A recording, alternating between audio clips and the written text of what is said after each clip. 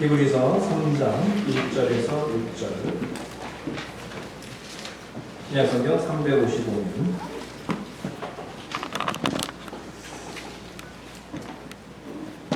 히브리서 3장 1절에서 6절 교환하겠습니다.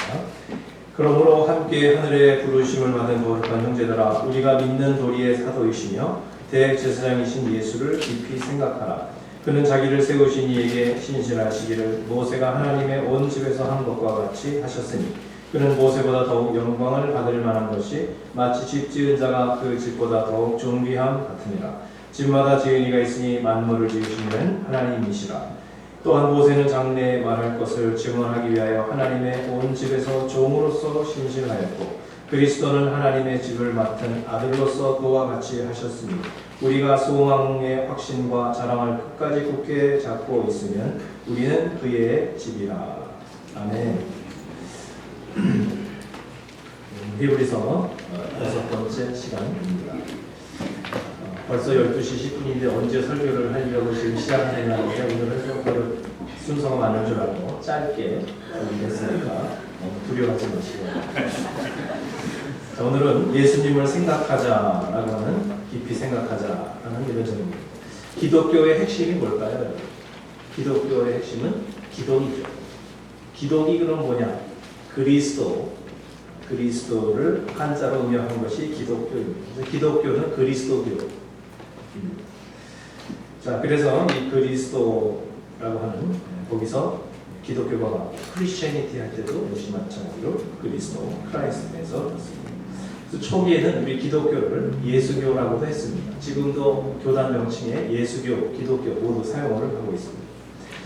자, 바로 우리의 기독교의 교리의 많은 말씀들 중에서도 가장 핵심은 기독론, 그리스도에 있다라고 하는 것입니다. 자, 1절 말씀에 그것을 잘 밝히고 있는데요. 우리가 믿는 도리의 사도이시며, 우리가 믿는 도리, 자, 도리라고 하는 것이 바로 그것입니다. 그리스어로 호모로기아라고 하는 것을 직역하면 일치된 의견이라는 것입니다. 초대교회에서 크리스찬들이, 1세기 크리스찬들이 공통적으로 채택한 신앙 고백이 바로 믿는 도리, 우리가 믿는 도리라고 하는 것입니다. 자, 그 우리가 믿는 도리, 일치된 신앙 고백이 무엇이었느냐? 그것은 바로 예수 그리스도입니다. 자, 히브리서 4장 14절 말씀에도 잘 나오고 있는데요. 한번 다 같이 한번 읽어보겠습니다. 그러므로 우리에게 큰 대제사장이 계시니 승천하시니 곧 하나님의 아들 예수시라. 우리가 믿는 도리를 굳게 잡을지어다. 이 세상에 많은 이단 사설에 현혹되실 필요가 없이 우리는 예수 그리스도를 통해서 구원받고 예수 그리스도의 부활을 믿는다라고 하는 사실입니다. 이것이 가장 중요한 믿는 도리입니다. 자, 히브리서와 신약 성경에서는 그래서 예수님을 신앙의 중심으로 강조를 하고 있습니다. 자, 우리가 우리 신앙의 가장 중심에 예수 그리스도를 우리가 모시고 있다면 어떻게 해야 할까? 자, 히브리서 말씀과 신약 성경에 있는 그 예수님을 중심으로 오시는 신앙의 도리에 대해서 제가 한번 정리를 해봤는데요. 자, 화면을 보시면 괄호에 한번 답을 한번 넣어보시기 바랍니다. 오늘 3장 1절에 보니까 그러므로 함께 하늘에 부르심을 받은 거룩한 형제들아, 우리가 믿는 도리의 사도시며 대제사장이신 예수를 깊이 생각하라. 생각하라. 그 다음에 히브리서 12장 2절에 보니까 믿음의 주요 또 온전하게 하시는 이인 예수를 바라보자. 예수를 바라보자. 자, 그 다음에 베드로전서 1장 8절에 보면 예수를 너희가 보지 못하였으나 사랑하는도다. 예수를 사랑하는도다. 그래서 예수님을 우리 신앙의 근간으로, 우리의 가장 중요한 믿음의 기초로 중심으로 삼는다는 것은 무엇일까요? 예수님을 깊이 생각하며 사는 것이고, 예수님만 바라보면서 사는 것이고, 예수님을 사랑하는 삶을 사는 것이다. 이렇게 간단하게 한번 요약해 볼 수가 있겠습니다. 여러분, 그 고급 자동차, 벤츠 자동차의 모토가 여러분 뭔지 아세요? 가장 자기들이 추구하는 철학을 요약한 것이 모토죠. 슬로건인데요. 자, 그 벤츠 자동차의 모토는 이겁니다. Live, Drive, Drive. 안전하게 잘 살고 번성하고 성공하고 그리고 벤츠같이 좋은 차를 타라 뭐 이런 메시지가 있는 거죠. 그래서 그 미국 사람들은 음료를 맞추는 걸 참 잘하는 것 같아요. We drive. 자, 오늘 히브리서에서의 이런 모토를 한번 저는 이렇게 단순화시켜 본다면 Think Jesus, Look Jesus, Love Jesus 이렇게 한번 생각해 볼 수가 있겠습니다. 예수님을 생각하면서 예수님만 바라보면서 예수님만 사랑하면서 살아가라 라고 하는 단순 명료한 신앙을 오늘 히브리서에서 우리가 배울 수가 있겠습니다. 자, 그러면 오늘은 예수님을 깊이 생각하라 그 부분만 한번 묵상을 해보겠는데요. 1절에 보니까 예수를 깊이 생각하라. 예수를 깊이 생각하라. 그리스 원문을 보면요. 예수를 깊이 생각하라는 것은 예수님께 가까이 가서 관찰하라. 계속적으로 관찰하라. 그런 뜻을 가지고 있습니다. 그래서 NIV 성경에서는요. 오늘 예수를 깊이 생각하라 하고요. 12장 예수를 바라보라. 이것을 거의 비슷하게 번역을 했습니다. 좀 재미나게 이렇게 번역을 했습니다. 예수님을 깊이 생각하라. 이것은 NIV 성경에서 Fix your thoughts on Jesus. 예수님께 너의 생각을 고정하라. 예수님을 바라보라. 이것은 12장 2절에 Let's fix our eyes on Jesus.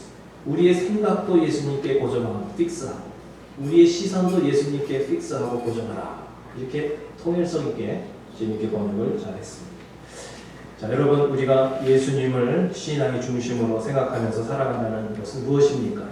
이 세상에 있는 것들을 생각하고 이 세상에 있는 것들을 많이 바라보면서 살아가는 것이 아니라 예수님께 우리의 생각을 집중하고 포커스를 예수님께 맞추고 우리의 모든 관점을 예수님께 맞추면서 살아가는 것인 줄 믿습니다.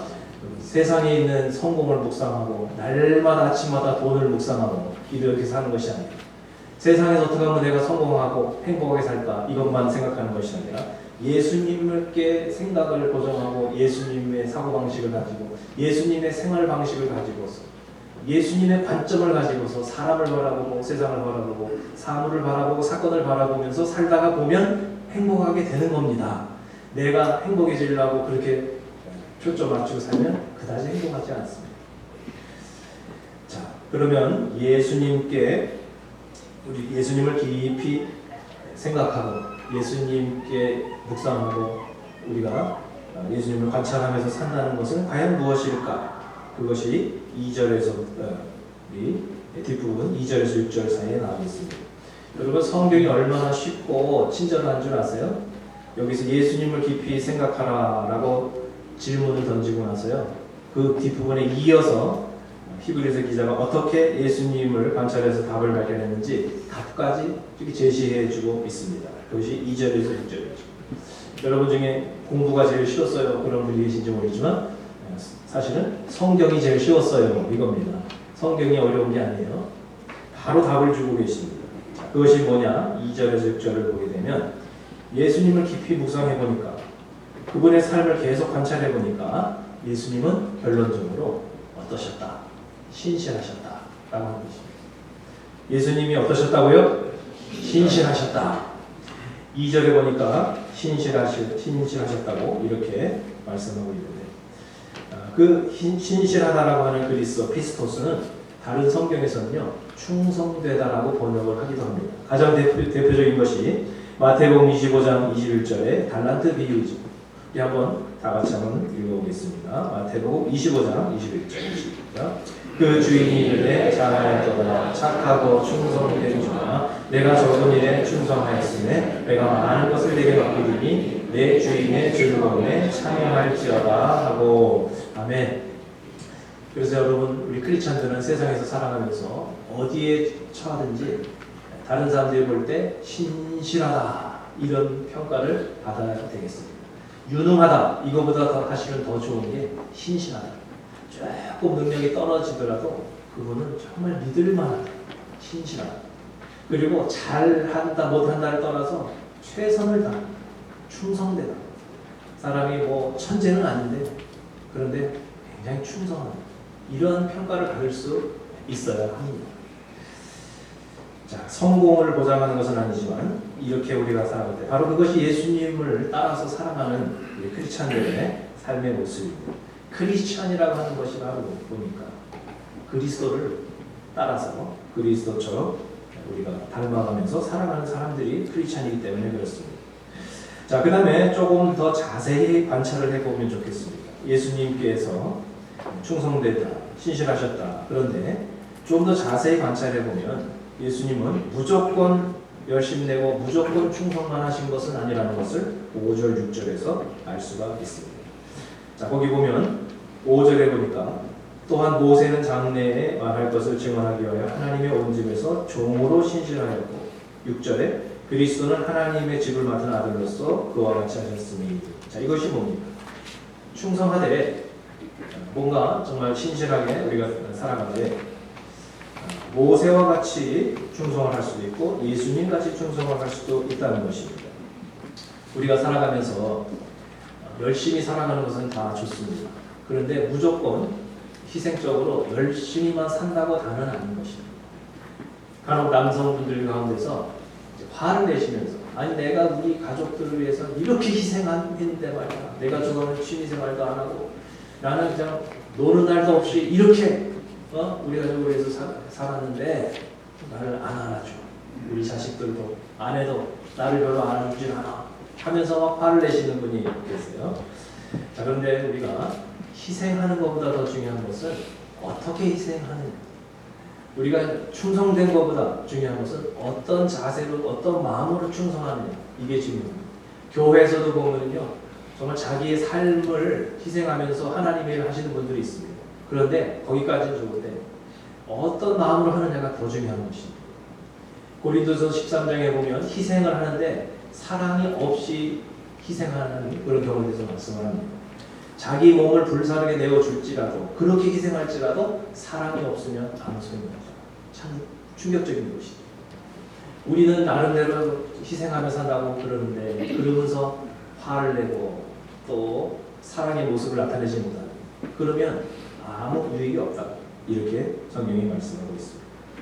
자, 그러면 모세와 예수님의 차이가 어디에 있느냐. 그것은 모세는 종으로서 충성했다는 것이고요. 예수님은 6절에 보니까 아들로서 충성했다. 거기 차이가 있습니다.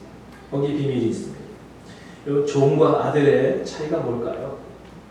종은 의무의 관계입니다. 그런데 아들은 사랑의 관계인 것입니다. 종은 미래의 소유권이 없습니다. 소망도 없습니다. 그러나 아들은 결국 상속자가 됩니다. 그래서 결국 아들에게는 아버지의 모든 것을 이어가는 분명한 소망이 확신이 있다라고 하는 사실이 종과 아들의 차이점입니다. 자, 그래서 히브리서 1장 2절에도 예수님을 상속자로 이렇게 표현을 했습니다. 이 모든 날 마지막에는 아들을 통하여 우리에게 말씀하셨으니 이 아들을 만유의 상속자로 세우시고 또 그로 말미암아 모든 세계를 지으셨느니라. 여러분은 하나님의 나라를 위해서 충성하시고 봉사하실 때 어떤 마음으로 하십니까? 여러분은 가정에서 봉사하시고 직장에서 일하실 때 여러분은 어떤 자세, 어떤 마음으로 충성을 하고 계십니까? 나름대로 정말 최선을 다해서 희생하고 열심히 하는 것은 알겠는데 어떤 마음 자세로 하느냐가 더 중요한 것입니다. 여러분은 의무 때문에 하십니까? 짜증내면서 하십니까? 아니면 하나님에 대한 사랑 때문에 하십니까? 하나님의 일을 하면서 열심히 내면서 나만 바보같이 이용당한다는 느낌으로 하십니까? 다른 사람은 다 안 하는데 직분자도 안 하는데 나만 이렇게 해야 돼? 뭔가 이런 상실감을 갖고 하십니까? 아니면 장차는 하나님의 상속자라고 하는 소망을 가지고 기쁘게 보람되게 봉사를 하고 계십니까? 이런 종의 구약적인 종의 신앙과 신약적인 아들의 신앙은요, 그 차이는 고난이 왔을 때 대처하는 자세를 보고 모습을 보면 가장 극명하게 드러나게 됩니다.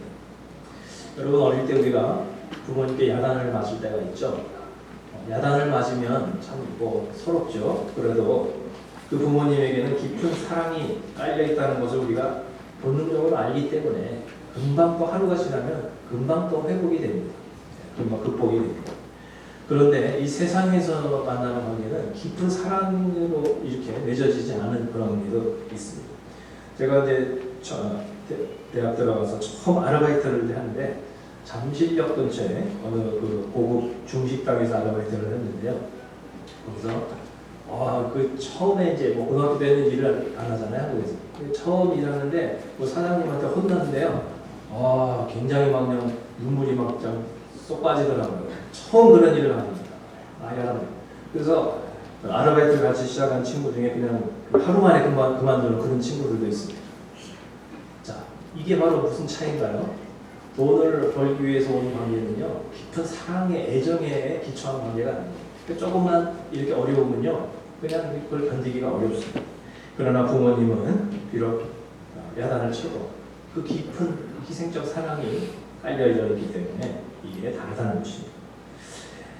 자, 그래서 히브리서 12장 5절에 보면 하나님께서는 사랑하시기에 우리를 징계하신다고 했어요. 여러분 삶 가운데 어려움이 있어도 하나님의 사랑을 느끼는 사람은요, 그거를 극복할 수가 있어요.